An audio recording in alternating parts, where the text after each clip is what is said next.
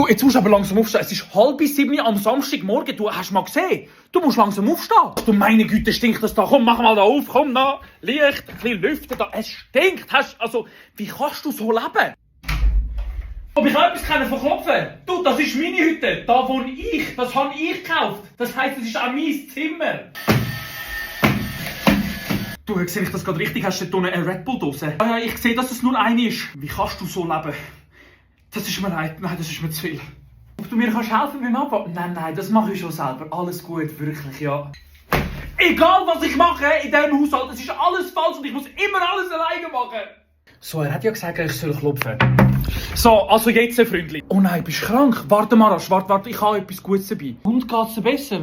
Nicht, was hast du denn? Kopfschmerzen, Rückenweh, alles mögliche, Fieber hast du auch noch. Also warte, dann habe ich das da voran. Dann habe ich da einmal etwas vertut und dann habe ich da noch irgendetwas Paracetamol, ja. Ah, und bevor ich es vergesse, als Handy gehst du mir nicht, wenn du krank bist. So, dann tun wir mal schauen, wie es ihm geht. Bist du gerade am Handy gewesen? Nein, dann bist du genug gesund. Du kannst jetzt in die Schule gehen, mit deiner Lehrerin telefonieren und kannst den Franz-Hockey-Test wiederholen.